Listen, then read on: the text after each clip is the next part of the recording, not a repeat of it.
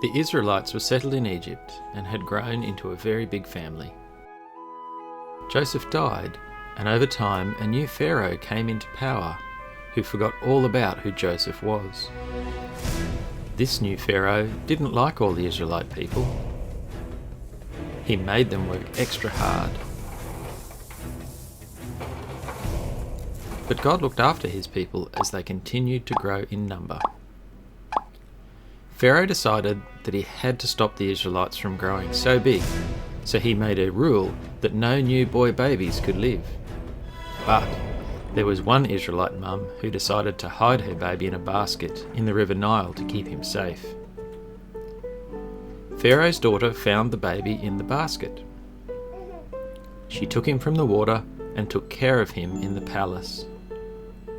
The princess named him Moses. God had saved Moses because he was part of God's big plan. Moses grew up in the palace, but he was still an Israelite. He could see that all the Israelite people were being treated badly and made to work very hard by Pharaoh. One day, Moses saw an Egyptian treating an Israelite very badly, so he killed him. Pharaoh found out about this and went after Moses, intending to kill him. One day, as Moses was looking after the sheep, he saw a bush on fire, but the bush wasn't burning up. Moses thought this was very weird. And then something else even more weird happened. The bush began to speak. Moses, Moses. Moses was freaked out. It was God. God told Moses to take his sandals off, as the ground he was standing on was holy. Moses hid his face as he was afraid to look at God. God spoke to Moses and said, I have seen how my people the Israelites are suffering. I'm going to rescue them from Egypt. I want you to go back to Egypt and stand up to Pharaoh and ask him to let my people go. Moses was scared. He asked God, if people ask me who you are, what do I say? God answered Moses, I am sent you. Well, Moses didn't think he was the leader material, so he came up with a bundle of excuses. But God wasn't going to take no for an answer. God even showed Moses that he was serious by turning Moses' staff into a snake and making his hand diseased and then healing it again. God promised Moses that he would be with him. God was also going to let Aaron, Moses' brother, help him lead the people. So Moses packed up his family and they headed back to Egypt.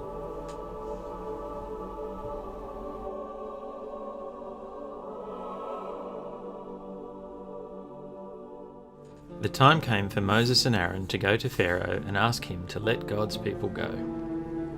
Pharaoh looked at them like they were dumb and said, I don't know the Lord your God, and I'm not going to let your people go. That I cannot do.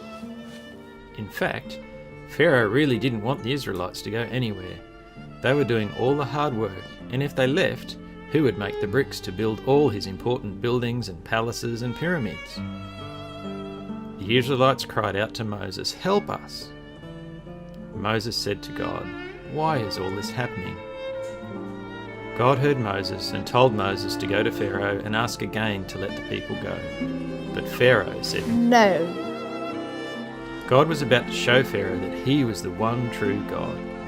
First, God turned Aaron's staff into a snake, but Pharaoh's magicians did the same.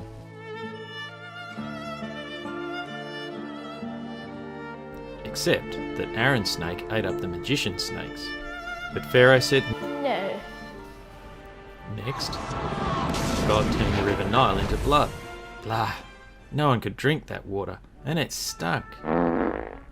But stubborn Pharaoh said no. Then God sent frogs, millions of them. Pharaoh said, Yeah, nah. Next came gnats, flying bugs everywhere. But Pharaoh said, No! Then God sent flies, they were everywhere. Pharaoh said, Yeah, nah. Then God struck down all the animals of the Egyptians, All of the Egyptian cows, sheep, goats, donkeys, horses and camels died, but he still said No. Next, God sent painful sores to cover the Egyptians, but Pharaoh still said No. Then there was hail from the sky that destroyed the Egyptian crops and everything in its path. But Pharaoh said, Yeah, nah. if Pharaoh thought flies were bad and annoying, then the plague of locusts was worse. These bugs ate all the Egyptian crops and trees and any plants they could find. Pharaoh said, Yeah, nah. Then God plunged the land into darkness.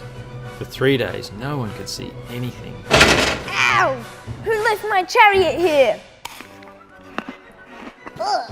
What's this? Yuck! That's not my dinner. That's the cat food. But Pharaoh still said No. he would not let God's people go. God had one more plague in store for Pharaoh, and this time Pharaoh would let God's people go. Moses said to Pharaoh, This very night, the oldest son in every Egyptian family will die, even yours. Pharaoh was very angry and yelled at Moses. Get out. That very night, Moses told the Israelites to choose a perfect lamb, 1 year old. They were to cook that lamb for dinner. The people had to make the bread with no yeast, and they had to be dressed ready to leave their homes in a hurry.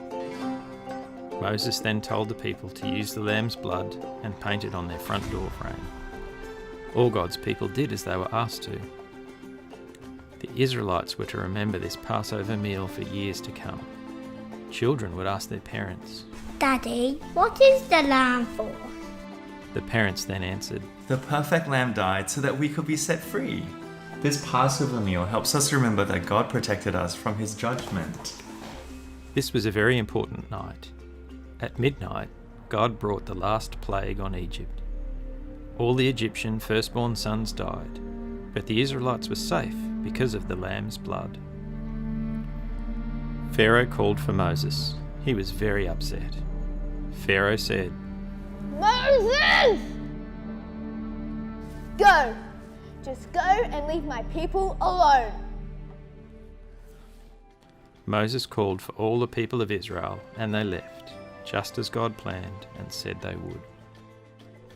They grabbed their bags and got out of Egypt as fast as they could. God led them out of Egypt, guiding them during the day by a cloud, and at night time by a pillar of fire. God had kept his promises to Abraham and Isaac.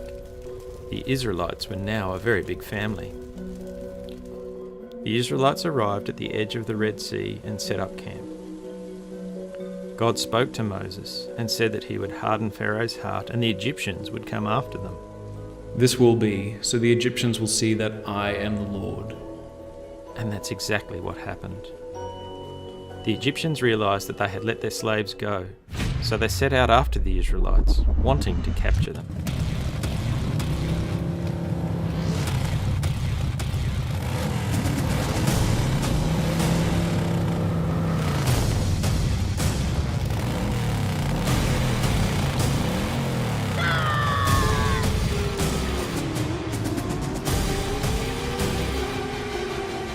The Israelites could see the Egyptian army coming, and they were afraid.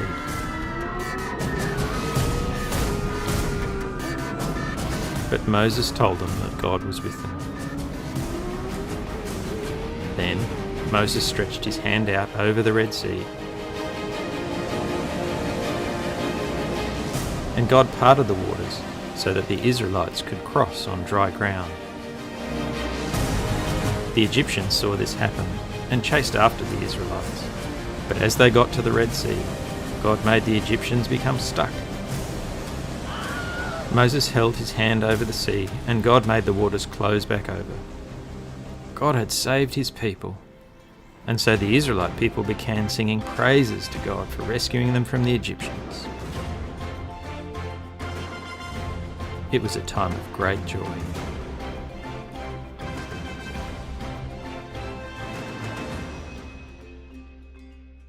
The Israelites were now safe from the Egyptians.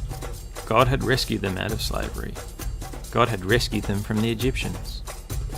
Moses led the Israelites away from the Red Sea and into the desert.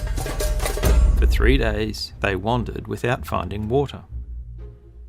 The people were getting very thirsty and complained to Moses that they had nothing to drink. Moses cried out to God, and God provided them with water to drink and a lovely place to camp with plenty of fresh water.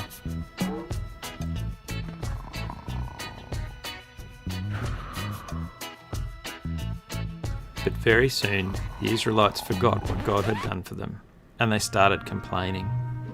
"We're hungry, we're thirsty. Where's all the good food we had in Egypt?" Again, God provided for his people. God sent manna and quail for them to eat. Each day, white flaky manna covered the ground, and the Israelites would go and collect it. God had said to Moses that they were only to collect what they needed for each day. But some were greedy and tried to take more than they needed. They had disobeyed God, so God turned their manna mouldy and wormy. In the evening, God also sent some small birds called quail that the people could gather to cook. It was time for the Israelites to move to another campsite. Along the way, they complained to Moses again that they were thirsty. Again, Moses cried out to God. This time, God got Moses to strike a rock, and water flowed out. Even though God's people grumbled, God continued. Well, it was time for the Israelites to move on again, and this time they arrived at the base of Mount Sinai. Lots of big things were about to happen here at Mount Sinai.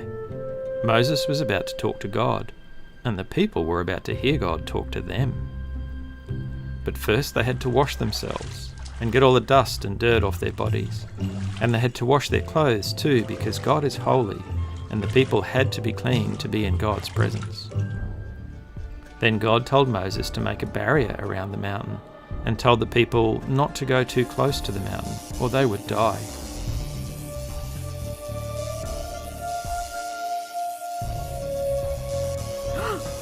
Then there was lightning and thunder and a loud trumpet sound. There was smoke everywhere, and the mountain started shaking. The people were terrified. The people gathered at the base of the mountain, and Moses read out to them the 10 commandments that God had given him. God also gave Moses a whole bunch of ways that the people were to live by to show that they were God's people.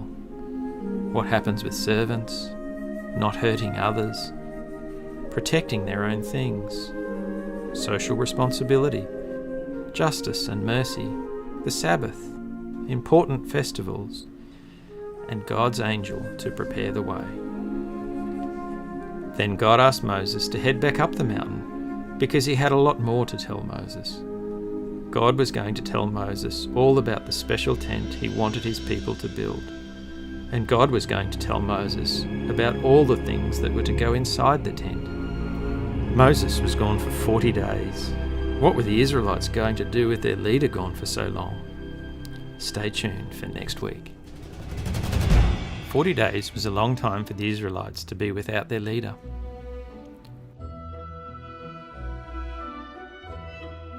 So they went to Moses' brother Aaron and asked him to help them build a golden calf. The Israelites were going to build a fake god.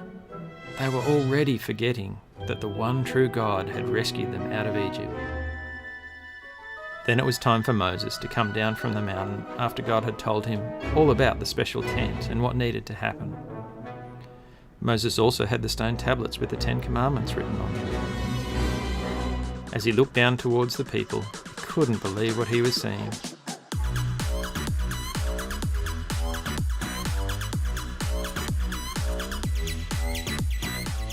There were God's people bowing down and worshipping a fake god, a golden calf that they had made. God was very angry. Moses was very angry. He came down the mountain and threw down the stone tablets with the 10 commandments on them.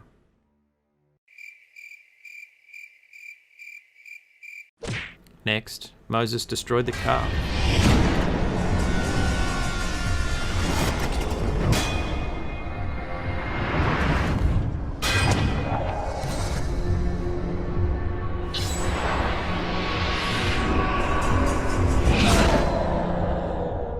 He burnt the calf, pouring the ashes into the water, and made the people drink it. It tasted very yucky.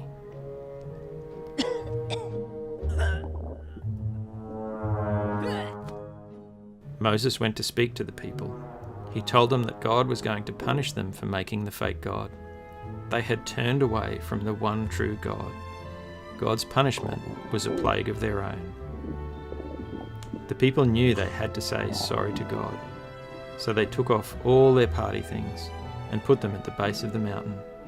God asked Moses to come back up the mountain to receive another set of 10 commandments. As Moses came back down the mountain, his face was glowing so brightly that the people were scared to look at him. Moses read out the 10 commandments again to the people and told them all about the special tent they were to make for God. God had given Moses the instructions on how to build a tent. But this was no ordinary tent. This tent was for God to live in, so he could be with his people. God had told Moses how it was to be built and what was to go inside it. God said to Moses, "I want everyone involved in the building of this special tent." So, all the people brought their gold and silver, bronze and jewels, and lots of other things to Moses to use for the special tent. The special tent was called the tabernacle. The tabernacle was to be built in the way God had designed it to be. It had one large room divided in two by a curtain called a veil. This made the holy place and the most holy place. The most holy place was where God's presence would be.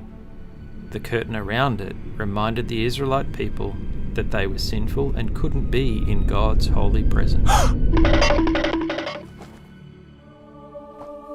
God had told Moses about the furniture that was to go into the most holy place.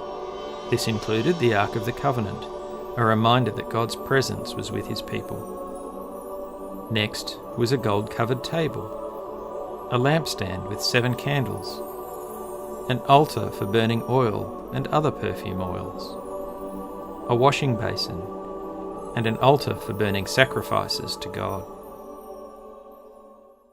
God had also given Moses a fashion design for a special robe that Aaron was to wear in his role as priest for God's people.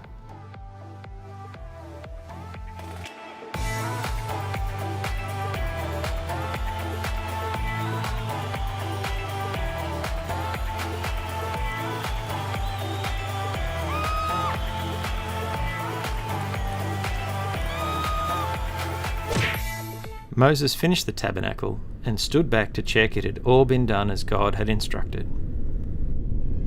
Then the cloud covered the special tent, and the glory of the Lord filled the tabernacle. God was dwelling with his people. God had saved the Israelites out of Egypt and was about to lead them into the promised land.